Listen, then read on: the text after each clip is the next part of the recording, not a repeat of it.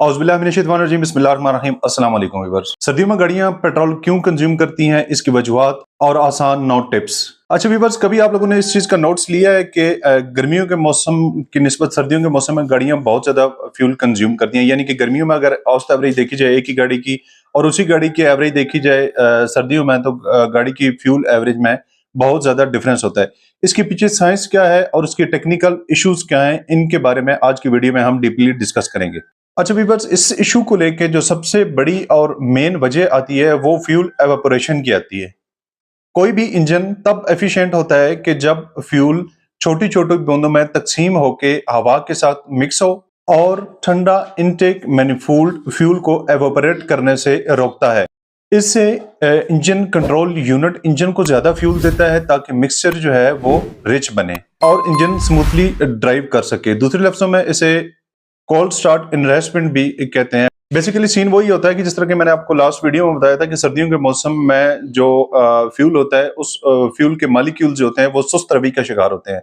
तो बेसिकली यहाँ पे भी वही बात हो रही है, जब फ्यूल के मालिक्यूल्स जो है वो सुस्त रवि के शिकार होंगे तब इंजन जो है वो आउटस्टैंडिंग किस्म की परफॉर्मेंस नहीं देगा।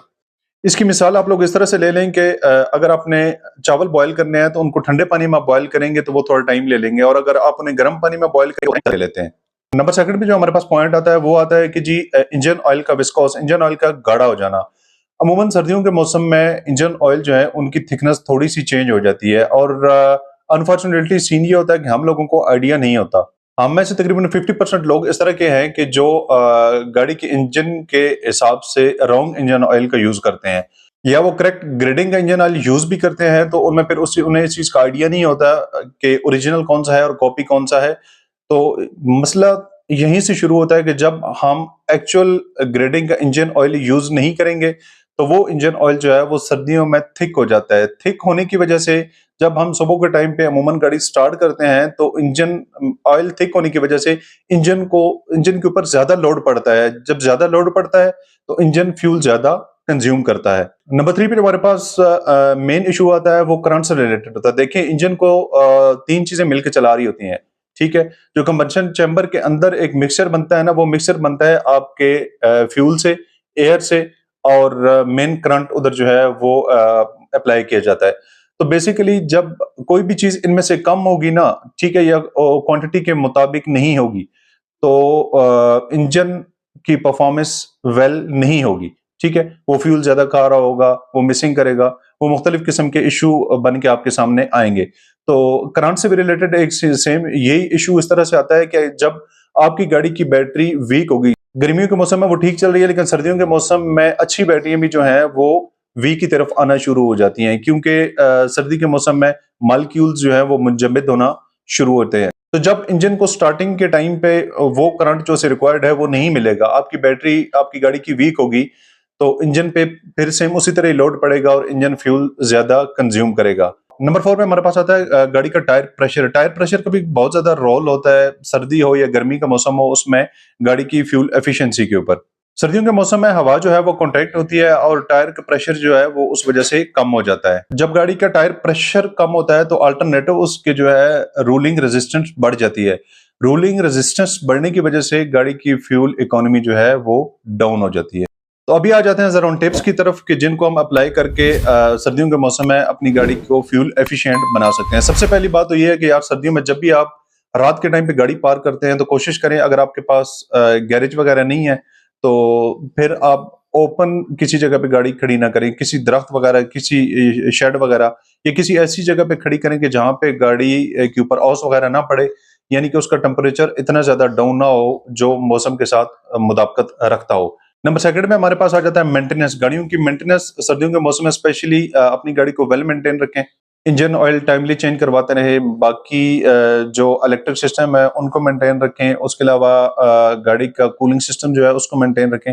यानी कि मेंटेनेंस से रिलेटेड जो जो भी पॉइंट है ना, जनरल मेंटेनेंस से रिलेटेड, उनको बेहतरीन रखें, गाड़ी की ट्यूनिंग वगैरह करवाते रहें। नंबर 3 पे हमारे पास आ जाता है लिमिटेड इलेक्ट्रिक लोड, यानी कि गाड़ी के ऊपर इलेक्ट्रिक, अभी सर्दियों में आप लोगों को पता है कि फॉग लाइट्स भी ऑन होती हैं, हेडलाइट्स भी कई दफा ऑन करनी पड़ती हैं, सम टाइम जो है हैजर्ड इंडिकेटर भी ऑन करने पड़ सकते हैं, हीटर भी चल रहा होता है। बाकी वाले भी। तो इसलिए कोशिश करें कि जो ज़रूरत के मुताबिक इलेक्ट्रिक लोड जो है वो इंजन पे डालें। फॉर एग्ज़ाम्पल आपने हैज़र्ड इंडिकेटर ऑन किए हुए हैं तो आप हेडलाइट को ऑन ना करें, क्योंकि हैज़र्ड लाइट जो है वो ही काफ़ी होती हैं। अगर आप बहुत ज़्यादा ज़रूर समझते हैं तो हेडलाइट को ऑन कर लें, हैज़र्ड इंडिकेटर बंद कर दें। तो इस तरह थोड़ा मैनेज करें उसको इलेक्ट्रिक लोड को। नेक्स्ट पॉइंट हमारे पास आ जाता है जी वेल पावर बैटरी। बैटरी जो है वो अच्छी सर्दियों के मौसम में इस्तेमाल करें। अगर गर्मियों का मौसम खत्म हो रहा है, सर्दियों को शुरू हो रहा है, आपकी बैटरी वीक आप समझते हैं तो बैटरी को रिप्लेस करवाएं। टायर प्रेशर, गाड़ी का टायर प्रेशर जो है वो तकरीबन हफ्ते में एक दफा लाजमी चेक करवाएं। ठीक है, अगर डेली बेस पे भी करवाते हैं तो उसमें इतना कोई इशू नहीं है। तो इस तरह जैसे मैंने आप लोगों को पहले बताया कि करेक्ट ग्रेडिंग का इंजन ऑयल आप यूज करें। करेक्ट ग्रेडिंग का जब आप इंजन ऑयल यूज करेंगे उससे एक तो ये होगा कि इंजन की लाइफ बढ़ेगी और दूसरा फ्यूल इकोनॉमी और इंजन की आउटस्टैंडिंग परफॉर्मेंस भी आप ले सकते हैं। नेक्स्ट पॉइंट जो हमारे पास आता है वो आता है जी अवॉइड लॉन्ग ट्रैवलिंग, यानी कि लॉन्ग ट्रैवल से आप हमेशा के लिए अवॉइड करें। कोशिश करें कि आप ने कोई लॉन्ग ट्रिप जो है उसे प्लान किया हुआ है ना तो थोड़े मौसम का इंतजार कर जाए। ठीक है, अगर आपने जाना ही है या इस तरह के छोटे ट्रिप भी होते हैं।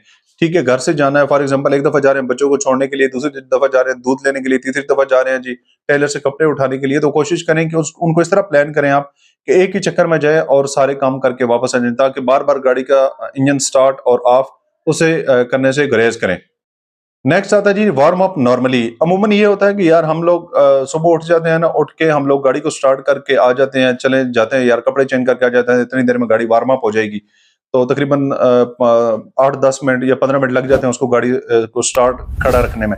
तो उसमें कोशिश करें कि यार आपने गाड़ी स्टार्ट रखी है तो गाड़ी के इंजन को वार्म अप होने के लिए, एनओटी कायम करने के लिए ज्यादा से ज्यादा 3-4 मिनट गाड़ी के इंजन को स्टार्ट रखें। आपकी गाड़ी के तमाम जो फंक्शन है ना वो वर्किंग कंडीशन में आ जाते हैं 3 से 4 मिनट्स में। तो व्यूअर्स ये थी आज की इन्फॉर्मेटिव वीडियो। इस तरह की मजीद इन्फॉर्मेटिव वीडियो देखने के लिए आपको हमारे चैनल को लाइक और सब्सक्राइब करने के बाद बेल के आइकन को प्रेस करना होगा ताकि हर नई आने वाली इन्फॉर्मेटिव वीडियो का नोटिफिकेशन आपके मोबाइल फोन पे मिलता रहे। अपना और अपने प्यारों का बहुत सारा ख्याल रखिएगा, दुआ में याद रखिएगा। मिलते हैं नेक्स्ट वीडियो में, तब तक के लिए इजाजत दीजिए जी, अल्लाह हाफिज।